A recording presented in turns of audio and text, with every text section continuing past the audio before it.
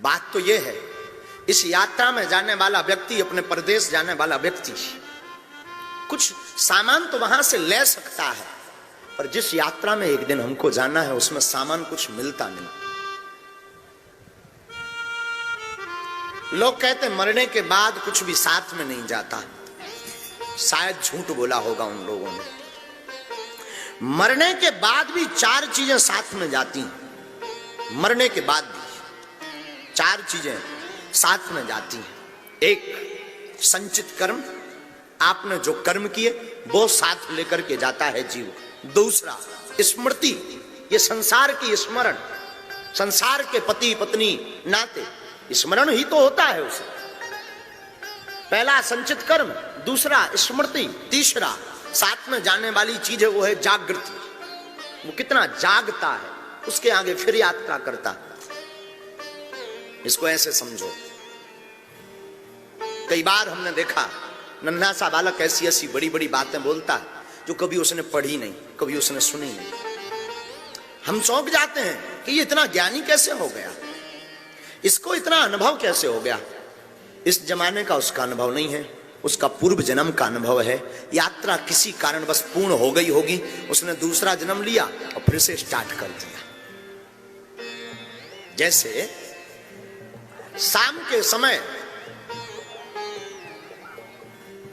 कोई दर्जी कपड़ा काट करके रख चुका हो सिलने के लिए, उसे तैयार करने के लिए, लेकिन तब तक उसकी दुकान बंद होने का समय आ गया हो, तो उसने दुकान के पट बंद किए, रात को अपने घर गया, सोया आराम से।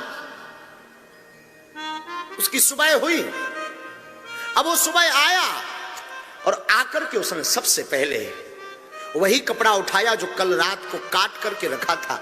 आगे की उसे तैयारी करनी थी, उसे कपड़े का कुर्ता बनाना था।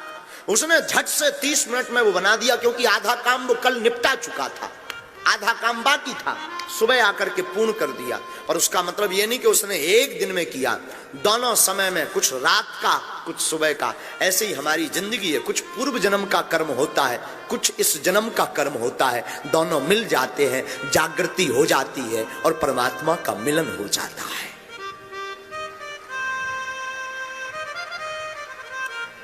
चौथा, मरने के बाद अगर कुछ साथ जाता तो वो जाता है सूक्ष्म शरीर।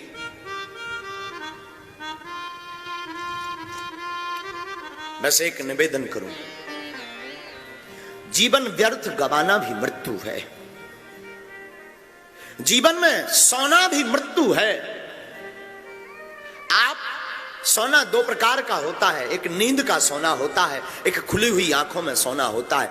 आपकी अगर आंख खुल गई और आंख खुलने के बाद भी अपनी इन आंखों से संतों के दर्शन नहीं किए, इन आंखों से आपने भगवान दर्शन की जिज्ञासा नहीं जगी, इन नेत्रों में भगवान के दर्शन का भाव नहीं जगा, तब भी आप सो रहे हो, तब भी आप नींद के आगोश में हो, तब भी आप गहरी निद्रा में हो। मौत भी एक प्रकार की नहीं होती, मृत्यु 101 प्रकार की होती है। हद तो यह है, मरना सबको है, मरना कोई नहीं चाहता, कोई नहीं चाहता मैं मरूं। मरते समय भी वो प्रयोजन करता है कि मैं बच जाऊं, और उसे यह भी पता है कि मरना है। हमें लगता कि अभी बहुत जिंदगी हमारी बाकी है, ये भूल है हमारी। हमें लगता बहुत समय है हमारे पास, ये भूल है हमारी। हमें लगता वो मर गया, उसका समय आ गया था, हमारा नहीं आया, ये भूल है हमारी। कोई ठिकाना नहीं है आपका, आपके पास बहुत ज्यादा समय नहीं है, आपके पास बहुत ज्यादा व्यवस्था नहीं है। आप अपनी मृत्यु को महोत्सव में मनाना चाहते हो, आप अपनी मृत्यु को संवारना चाहते हो। आप अगर अपनी मृत्यु में जीना चाहते हो, आप अपनी मौत को अपनी भर आंखों में देखना चाहते हो, तो आज से ही तैयारी प्रारंभ कर दो कि हमें कल मरना है, मरेंगे, पर आज माला नहीं छोड़ेंगे। कल जो होगा सो होगा, कभी कभी हमें चंगीलाल की कथा बड़ी याद आती है। अपने जमाने का एक चंगीलाल था।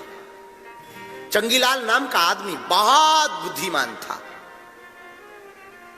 इतना बुद्धिमान था कि वो मरा तो गांव के लोग और घर वाले मरते समय सामने आए।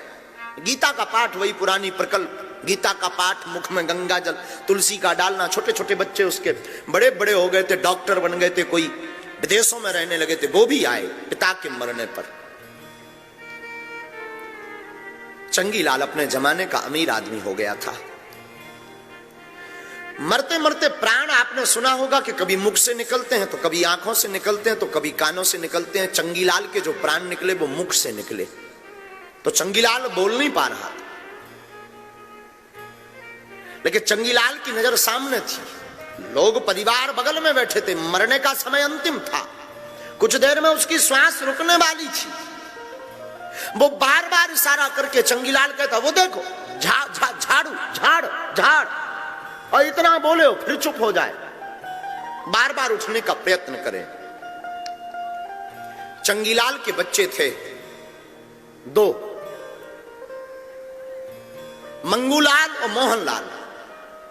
चंगीलाल के दोनों बेटे थे। दोनों बेटे बड़े पढ़े लिखे हुए थे, डॉक्टरी पढ़ी हुई थी, लंबा बिजनेस था इनका, विदेशों में कारोबार था। डॉक्टरी की पढ़ाई में भी बहुत बड़ा ये डॉक्टर्स काम करते थे, दवाइयों का काम करते थे। बच्चों ने कहा, पिताजी मरने वाले हैं, बोल नहीं पा रहे हैं, बार बार हाथ का इशारा करके झाड़ की तरफ नजर कर रहे हैं। लगता है इन्होंने भड़ा वहां पर धन गाड़ दिया है। मरते समय बोल नहीं पा रहे, बता नहीं पा रहे।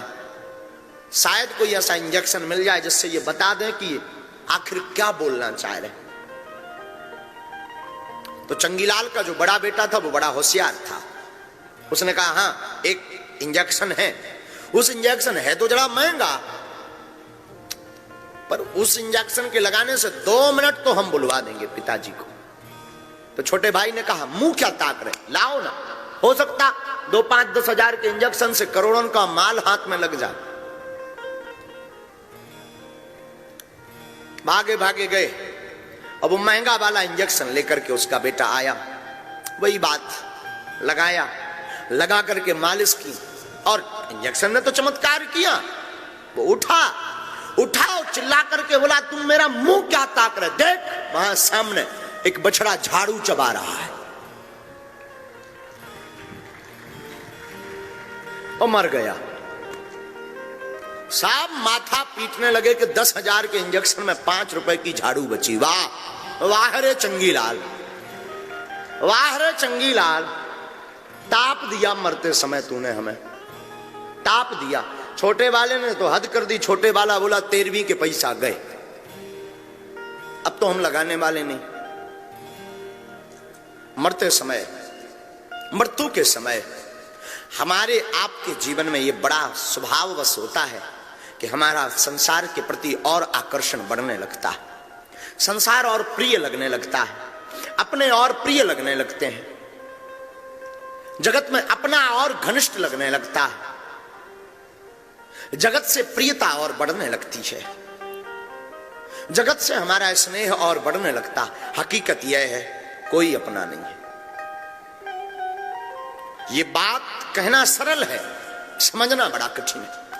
अपने चित्त पटल पर इसको उतारना बहुत कठिन है। यूं तो हम भी कह देते कि मरना है, पर मरने की तैयारी नहीं होती। यूं तो तुम भी कभी कभी बोल देते कि मरना तो है, पर मरने की कोई तैयारी नहीं होती। आप पूछोगे कि महाराज मरने की तैयारी आखिर कौन सी बात कर रहे हैं आप, कौन सी मरने की तैयारी कर रहे हैं? सामान रखें, सनेकी पहले से बनाकर रखें क्या?